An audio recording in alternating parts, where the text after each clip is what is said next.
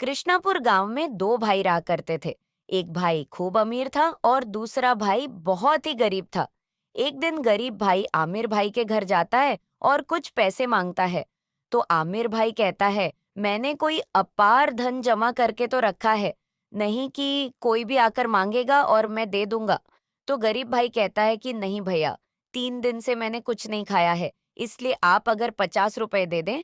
तो आमिर भाई एकदम से बोला, सुनो, सुबह सुबह मुझे इस तरह की बातें सुनना बिल्कुल भी पसंद नहीं है। तू मेरा सगा भाई है, इसलिए मुझसे तेरा दुख देखा नहीं जाता। एक काम कर, आज पूरे दिन मेरे बगीचे की सफाई कर दे।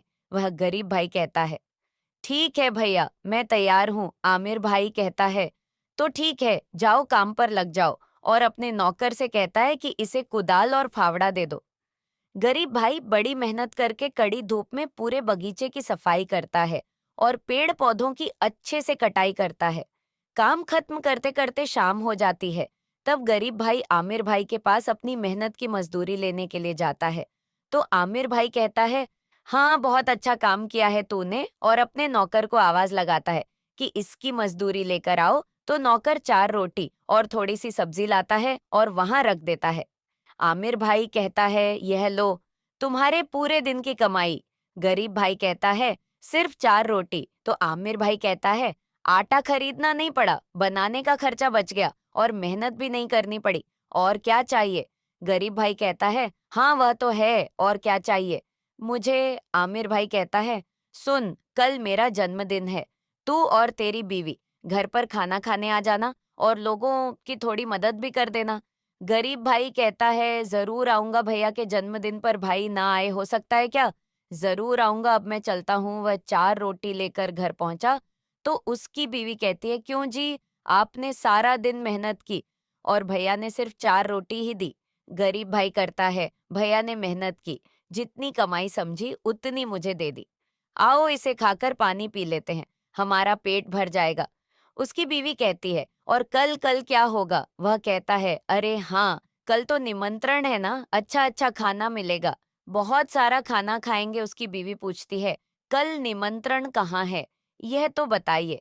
तो वह कहता है, कल भैया का जन्मदिन है, उन्होंने खुद हमें दोनों को बुलाया है। उसकी बीवी कहती है, क्या कह रहे हैं, भैया ने हमें बुलाया है। वह कहता है, आखिर में उनका छोटा भाई जो हूँ, बस थोड़ा सा काम में हाथ बांटना होगा। उसकी बीवी कहती है, भैया का जन्मदिन है, पर हम खाली हाथ कैसे जाएंगे? वह कहता है, भैया बहुत बड़े आदमी हैं, भैया को देने के लिए तो हमारे पास कुछ नहीं है। उसकी बीवी कहती है, फिर भी हमें कुछ तो लेकर जाना ही पड़ेगा ना। वह कहता है, अच्छा, माँ के साथ मेरी और भैया की एक तस्वीर थी ना, बक्से में रखी है। उसकी पत्नी कहती है, हाँ है। तो वह कहता है, उसी तस्वीर को कल कागज में मोड़कर ले जाऊंगा। उसकी पत्नी बक्से में से वह तस्वीर लाकर उसको दे देती है। अगले दिन वह और उसकी पत्नी अपने भैया के जन्मदिन पार्टी में जाते हैं। वहां पहुंचते हैं तो उसकी पत्नी कहती है, जाइए जाकर भैया को तस्वीर दे दीजिए। वह अपने भाई के पास पहुंचकर कहता है, यह लीजिए भैया, अपनी माँ के साथ आपकी और मेरी बचपन की तस्वीर लेते हुए। उसका आमिर भाई कहता है, तू तो इतनी देर से आया है, जा जाकर अब मदद कर। फिर अपने नौकर से कहता है, रामू सुन जा, इनको काम समझा देना। उसके नौकर ने गरीब भाई को झूठे बर्तन उठाने के लिए कहा और उसकी पत्नी को झूठे बर्तन साफ करने के लिए कहा। पूरी पार्टी में उसने और झूठे बर्तन उठाया और उसकी पत्नी ने झूठे बर्तन मांजे। सब लोग खाकर चले गए। उसके बाद उन दोनों का खाना खाने का नंबर लगा, वह भी बहुत कम। थोड़ा सा चावल मिला और थोड़ी सी सब्जी। इस पर उसके आमिर भाई ने कहा, पूछना मत, गेस्ट कुछ ज्यादा ही आ गए थे, इसलिए खाना खत्म हो गया।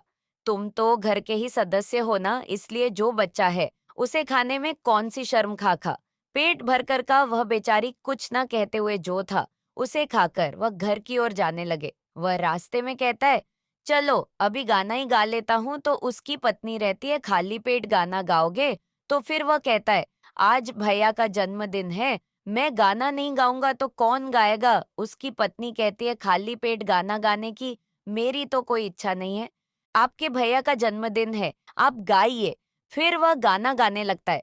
भैया तेरा जन्मदिन आए हर साल जैसे ही वह गाना गाता है, उसके पीछे पीछे कोई और गाना गाने लगता है। भैया तेरा जन्मदिन आए हर साल तो वह अपनी पत्नी से पूछता है, अरे ये तुमने कहा है क्या? तो उसके पत्नी रहती है, नहीं मैं तो नहीं गाया। वह कहता है, तो फिर मेरे साथ गाना किसने गाया? उसकी पत्नी थोड़ा आगे चली जाती है और वह वहीं रुक जाता है।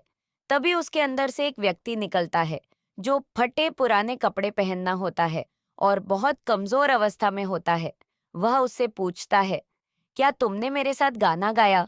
तो वह कमजोर व्यक्ति कहता है, हाँ मैंने गाया। वह गरीब भाई पूछता है, पर क्यों? और तुम हमारे साथ क्यों चल रहे हो? बोलो। वह कमजोर व्यक्ति कहता है, मैं तुम्हारे साथ क्यों चलूंगा? मैं तो तुम्हारे भीतर ही हूँ। गरीब भाई कहता है, क्या मतलब है, कौन हो तुम? तो वह कमजोर व्यक्ति कहता है, अभाव, तुम्हारी भूख, तुम्हारी दरिद्रता, तुम्हारा कष्ट। तो गरीब भाई कहता है, अरे भाई तुम क्या चाहते हो? वह कमजोर व्यक्ति कहता है, कुछ भी नहीं। जैसे मैं तुम्हारे साथ था, बस वैसे ही हमेशा तुम्हारे साथ रहना चाहता हूँ। गरीब भाई करता है, मुझे छोड़कर किसी और के पास चले जाओ ना। तो वह कमजोर व्यक्ति कहता है, मैं इतनी आसानी से किसी को छोड़कर नहीं जाता। तुम्हारे कष्ट, भूख, कमी, दरिद्रता जिस दिन चली जाएगी, जिस दिन तुम बड़े आदमी बन जाओगे, उस दिन मैं तुम्हें छोड़कर चला जाऊंगा। गरीब भाई कहता है, मैं तो बहुत ज्यादा गरीब हूँ। तो वह कमजोर व्यक्ति कहता है, इसलिए तो मैं तुम्हारे साथ हूँ। नहीं नहीं, मैं तुम्हारे साथ हूँ इसलिए तुम गरीब हो। फिर वह दोनों घर चले जाते हैं। तो घर में उसकी पत्नी कहती है, कल पूरा दिन हमने कुछ भी नहीं खाया, अब कितना पानी पीकर रहूं बताइए? गरीब भाई कहता है, हाँ हाँ मेरे पेट में दर्द है।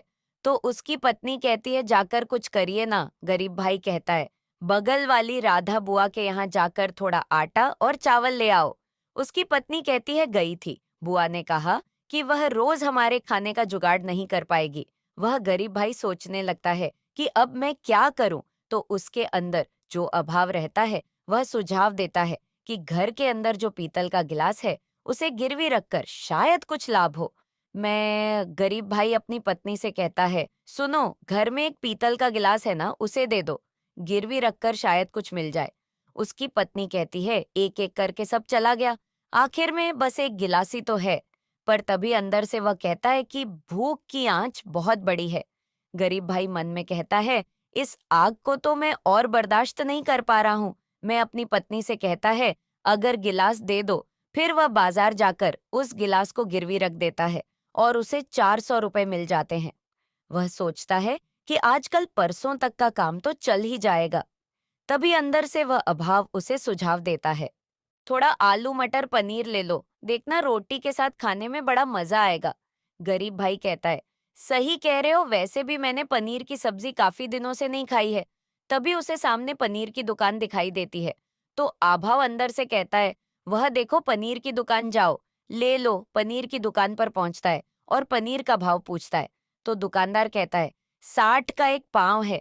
गरीब भाई एक बार कहता है, चलो जाने दो, नहीं लूंगा। तो अंदर से अभाव से कहता है, अरे ये क्या कर रहे हो, एक दिन ही तो खाओगे ना, ले लो। वह गरीब भाई मन बना लेता है और कहता है, अच्छा दे दो, एक पाव, वह एक पाव पनीर ले लेता है। तो फिर अभाव अंदर से कहता है, थोड़े आलू प्याज मटर और सरसों के तेल के बिना सब्जी बनेगी कैसे बताओ? और उसके बाद में आखिर में अगर एक एक रसगुल्ला मिल जाए तो कैसा रहेगा? बताओ। गरीब भाई करता है, अरे बाप रे, तेरा अभाव कहता है, अरे बाप रे, नहीं, कदम आगे बढ़ाओ। तुम अकेले तो नहीं हो, तुम्हारी बीवी भी है। तुमने कितने दिनों से उसे अच्छा खाना नहीं खिलाया। जरा सोचो, आज जब मौका है तो ले लो, रोटी और मटर पनीर की सब्जी और साथ में रसगुल्ला। वह सब सामान लेकर घर पहुंचा तो उसकी बीवी कहती है, क्या गिलास गिरवी रखकर राजा बन गए? आलू मटर पनीर रसगुल्ला जो मिला सब लेकर आ गए। गरीब भाई कहता है, अरे एक ही दिन तो खाऊंगा ना। उसकी बीवी कहती है, तो क्या दूसरे दिन पेट पर कपड़ा लपेट कर रहोगे? गरीब भाई कहता है, कल का कल देखेंगे, भूख से पेट के आंतें जल रही है। सब खाना बन जाता है और वह खाकर सो जाते हैं। दूसरे दिन फिर गरीब भाई अपने अंदर बैठे अभाव से कहता है, अभाव अब आज क्या करेंगे? तो आप भाव कहता है, आज जंगल में लकड़ी काटेंगे। गरीब भाई कहता है, अरे क्या कह रहे हो, ना ही मेरे पास कुल्हाड़ी है ना ही अरी वगैरह, कैसे काटेंगे? तो अभाव कहता है, बगल वाले घर से कुल्हाड़ी मांग लो। तो गरीब भाई कहता है, अरे वह क्यों देंगे, हमें तो अभाव कहता है।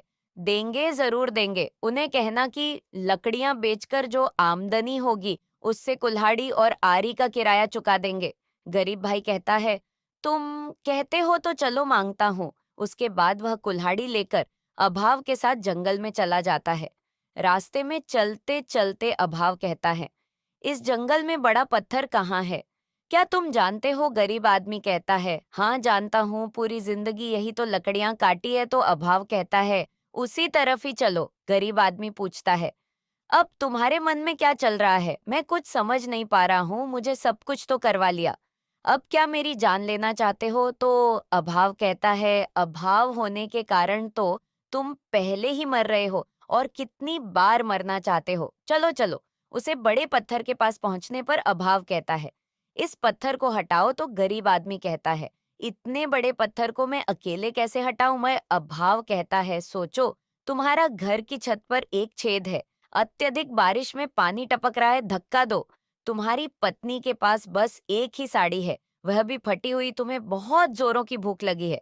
इस तरह कहकर अभाव उसके अंदर हिम्मत भरता है और खूब जोर लगाकर उस पत्थर को हटाता है।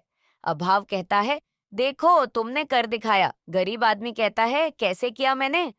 अभाव कहता है, तुमने नहीं, तुम्हारे अभाव ने तुम्हारे द्वारा पत्थर रखवा लिया और पत्थर हटाया तो उस जगह में एक सुरंग थी। अभाव बोला, अब देखो अंदर दो घड़े हैं, उन्हें उठा लो। गरीब आदमी उस सुरंग के अंदर जाता है। अंदर दो घड़े थे, घड़े का ढक्कन हटाता है तो कहता है, अरे यह क्या, ये तो सोने की मोहरों से भरा हुआ घड़ा है। बाहर से अभाव कहता है, ले लो, चलो मजे से जीवन बिताते हैं। गरीब आदमी उन दोनों घड़ों को उठाकर गुफा से बाहर आता है। उसे गरीब आदमी के दिमाग में ख्याल आता है और वह अभाव को कहता है, अभाव और क्या है, जरा जाकर अंदर देखो। अब अभाव कहता है, ठीक है, जाकर देखता हूँ। अब अभाव जैसे ही उस सुरंग के अंदर जाने के लिए झुकता है तो गरीब आदमी उसको पीछे से धक्का दे देता है और वह धड़म अंदर गिर जाता है। फिर वह गरीब आदमी फिर से उस पत्थर को धक्का देकर सुरंग को बंद कर देता है। अब अभाव अंदर से कहता है, यह तुम क्या कर रहे हो? तो गरीब आदमी कहता है, तुम यही इस सुरंग में दबे पड़े रहो, अगर तुम साथ रहोगे तो यह सारी मोहरें 2 दिन में ही खत्म हो जाएगी और ऐसा मैं बिल्कुल नहीं होने दूंगा। कुछ दिनों बाद वह आमिर भाई के पास जाता है और कहता है, भैया कल मेरा जन्मदिन है, आप आइएगा जरूर उसका। आमिर भाई कहता है, अरे बाप रे, तू अपने जन्मदिन पर मुझे निमंत्रण दे रहा है? गरीब भाई कहता है, हाँ, आखिर मेरे अपने कहे जाने वाले आप ही तो हैं। अब मैं चलता हूँ, बहुत सारी खरीदारी करनी है उसका। आमिर भाई सोचने लगा कि एक दिन जो मेरे यहाँ काम किया करता था, बस कुछ एक रोटी के लिए, वह आज बहुत खरीदारी करने लग गया। इस मामले को देखना पड़ेगा उसका। आमिर भाई अगले दिन जन्मदिन की पार्टी में पहुंचता है तो देखता है कि उसका गरीब भाई सबको बहुत बड़ी पार्टी देता है। उसका आमिर भाई है देखकर सोचता है, लगता है कि ये मुझे भी बड़ा आदमी बन गया है, लेकिन कैसे पता लगाना पड़ेगा।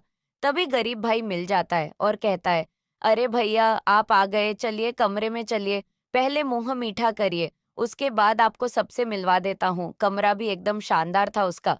अमीर भाई पूछता है, क्या क्या रे, तूने इतने रुपए कहाँ से मिले? गरीब भाई कहता है, यह तो एक बहुत लंबी कहानी है भैया। आमिर भाई कहता है, हम दोनों तो सगे भाई हैं, मुझे नहीं बताया तो कैसे बताएगा?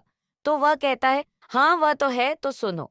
फिर गरीब भाई आमिर भाई को सारी कहानी सुनाता है कि अभाव कैसे उसे बड़े पत्थर के पास ले गया और वहां से वह तो मोहरे लेकर आया और अभाव को इस सुरंग में बंद कर आ गया।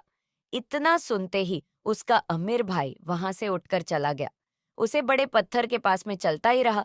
अरे बड़े भैया, कहाँ जा रहे हो? मिठाई तो खाते जाओ। अमीर भाई रास्ते में गुस्से से कहता जा रहा था कि मुझे बड़ा आदमी बनेगा, मैं तुझे अमीर बनने दूंगा, तब ना मैं तुझे फिर से गरीब बनाकर छोड़ूंगा, मैं अभाव को फिर से तेरे पीछे लगा दूंगा। उस बड़े पत्थर के पास जाकर वह उस पत्थर को हटाने लगता है और खूब ताकत लगाकर कहता है, नहीं नहीं, मुझे करना ही होगा, मुझे यह करना ही होगा। बहुत जोर लगाकर वह उस पत्थर को हटा देता है और अंदर से अभाव को बाहर निकाल लेता है। अब अभाव बाहर निकलते ही कहता है, तुमने मुझे बचा लिया, यहाँ तो मेरा दम ही निकल रहा था। मैं हमेशा तुम्हारा आभारी रहूंगा, आमिर भाई कहता है। जाओ, फिर से मेरे भाई के पास लौट जाओ तो। अभाव कहता है, हाँ जाता हूँ जाता हूँ। वह अमीर आदमी अपने घर पहुंचकर सोचता है, इतनी देर में तो अभाव फिर से उसके घर में पहुंच गया होगा और अभाव का खेल भी शुरू हो गया होगा। इतना सोचते हुए पीछे मुड़कर देखता है तो अभाव उसके घर के पलंग पर ही लेटा रहता है। अमीर आदमी कहता है, क्या हुआ, भाई के घर का रास्ता भूल गए क्या? चलो चलो तुम्हें दिखाकर आता हूँ। तो अभाव कहता है, तुम्हारा भाई तो बहुत बुरा इंसान है। मुझे सुरंग में बंदी बनाकर चला गया था। अब मेरा उसके साथ कोई संबंध नहीं है। तुम अच्छे इंसान हो, दोस्ती करने के लायक हो, मुझे मुक्त भी किया है। इसलिए मैंने तय किया है कि बाकी की जिंदगी अब मैं तुम्हारे साथ ही रहूंगा। इतना कहते ही उसके घर के अंदर रखे अनाज के गोदाम में आग लग जाती है और सभी मजदूर भागने लगते हैं। उसके बर्बादी का समय चालू हो जाता है।